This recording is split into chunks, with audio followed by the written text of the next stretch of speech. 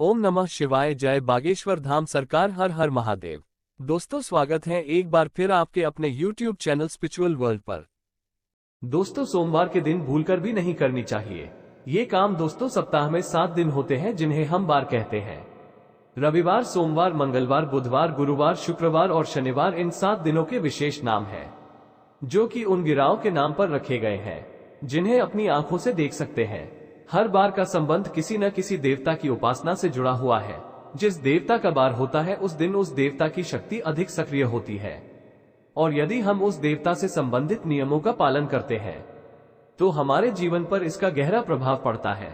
इसीलिए हमें ये जानना जरूरी है कि किस दिन किस देवता की उपासना की जानी चाहिए, कौन से काम करने चाहिए और कौन नहीं। लेकिन आज हम सप्ताह के पहले दिन यानी सोमवार की बात करेंगे कि व्रत आदि में क्या करना चाहिए और कौन से भगवान का व्रत रखना चाहिए, क्या खाना चाहिए, किस रंग के कपड़े पहनना चाहिए, शोभा कितने बजे उठना चाहिए इत्यादि आदि के बारे में बात करेंगे, जिससे कि हम सभी नियमों का पालन करते हुए अपने दिन की शुरुआत से लेकर रात तक अपने इस दिन को शुभ बना सकते हैं।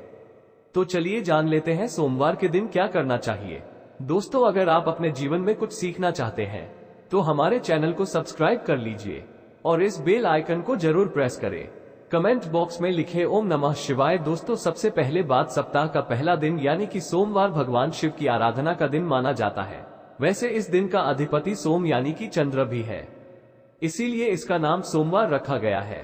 इसीलिए सोमवार के दिन भगवान शिव और चंद्रमा दोनों की ही आराधना की जाती है और व्रत रखा जाता है। सोमवार को शिव जी के लिए रखे जाने वाले व्रत शीघ्र ही फलदायी होते हैं। इसीलिए शिव जी के भक्त इस दिन अपने किसी इच्छा की पूर्ति के लिए तथा सुख समृद्धि और शांति के लिए सोमवार का व्रत अवश्य रखें। वैवाहिक जीवन सुखमय हो तथा अच्छा जीवन साथी मिले, इस कामना के साथ कुंवारी लड़कियां विशेष रूप से सोमवार का व्रत रखती है। दोस्तों, दूसरी बात, ज्योतिष शास्त्र में सोमवार के दिन को विशेष रूप से भगवान शिव और चंद्रमा से जोड़कर देखा जाता है। इसीलिए इस दिन वे सभी काम करने चाहिए जो कि भगवान शिव को प्रिय है।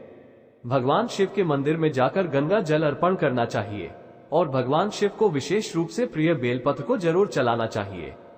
शिव जी को चंदन का लेप भी लगाना चाहिए और आटे की पंजीरी का भोग लगाना चाहिए। रात्रि में चंद्रमा को अर्घ्य भी अवश्य देना चाहिए।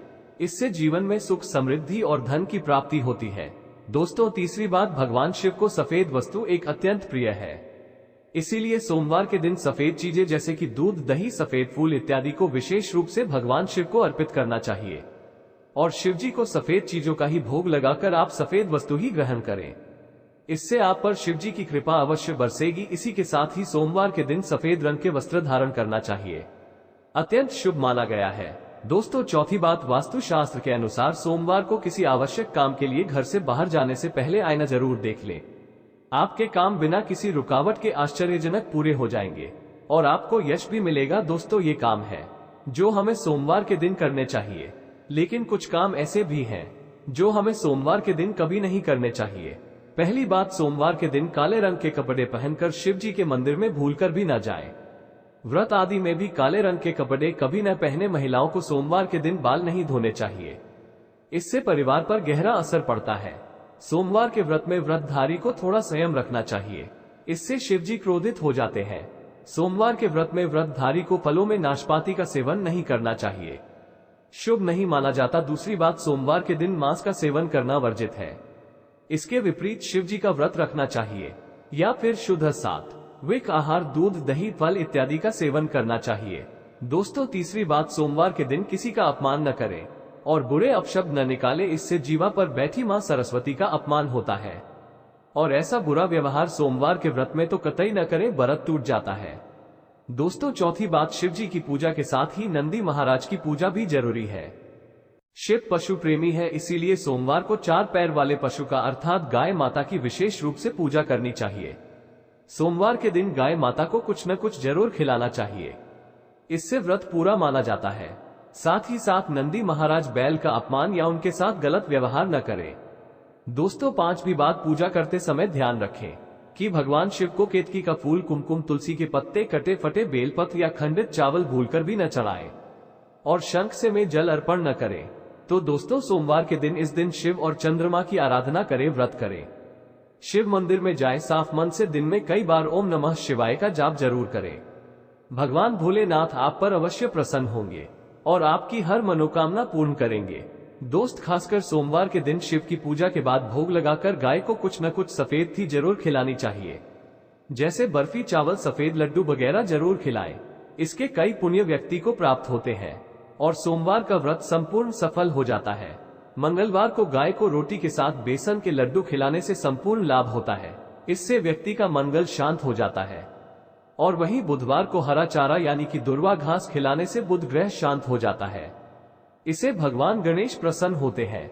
ऐसे में गुरुवार को जब भी आप गाय को रोटी खिलाते हैं तो थोड़ी सी आप हल्दी मिलाकर रोटी बनाएं और गाय को रोटी खिला दें, इससे भी बहुत ही पुण्य लाभ होता है। आपको जीवन में लौकिक और अलौकिक दोनों ही फलों की प्राप्ति हो जाती है। शुक्रवार के दिन गाय को खीर खिलाने से शुक्र ग्रह मजबूत होता है, देवी लक्ष्मी प्रसन्न होती है, जिसके कारण व्यक्ति मालामाल हो जाता है, माता लक्ष्मी मेहरबान हो जाती है। माना जाता है कि शनिवार के दिन गाय को काले तिल और उड़द पीसकर गेहूं के आटे में डालकर रोटी बनाकर खिलाने से शनि दोष शांत हो जाता है। दोस्त, वहीं हर रविवार को रोटी के साथ गुड़ मिलाकर गाय को खिलाने से सूर्य की महादशा ठीक हो जाती है, व्यक्ति निश्चित तौर पर धनी बन जाता है। दोस्तों, आप एक परेशानी आती है कि शहरों में लोग ऊंचे ऊंचे फ्लैट में रहती है। फ्लैट सिस्टम होने के कारण गाय को रोटी खिलाने में जिसे भी परेशानी आती है, उसके लिए एक उपाय है। आप जिस सोसाइटी में रहते हैं वो गेट कीपर तो जरूर होगा, आप पहली रोटी बनाकर उस गेट कीपर को जरूर दे दे। जरूरी नहीं होता कि आप अपने हाथ से ही गाय को रोटी खिलाएं। आपके घर से तो रोटी का भाग निकल ही गया ना, इसीलिए आप गाय को रोटी गेट कीपर को दे दें। जब गेट कीपर गाय को रोटी दिया तो गाय आना अपने आप शुरू कर देगी, क्योंकि नियमित रूप से जिस घर से गाय को रोटी खिलाई जाती है, गाय अपने आप ही उस घर के दरवाजे पर आना शुरू कर देती है। फिर जब गौमाता आना शुरू कर दे तो कोशिश करें कि गेट कीपर से उसके आने का समय पूछ ले, फिर उस समय जाकर गाय को रोटी खिला दे। दोस्तों, एक बार जब आप अपने हाथों से गाय को रोटी खिला देंगे तो वो जरूर अपना भोग लेने आएगी। गाय एक निश्चित समय पर आकर सबके दरवाजे से अपना भोग ले लेती है। थोड़ा समय आगे पीछे हो सकता है, पर गाय माता घर की चौखट पर आती जरूर है और गाय दरवाजे पर आकर जोर जोर से पुकारती भी है ताकि आप उसे रोटी खिला दें। अगर आपने भी गाय को रोटी खिलाई है तो समझो आपने 33 करोड़ देवी देवताओं की सेवा की है।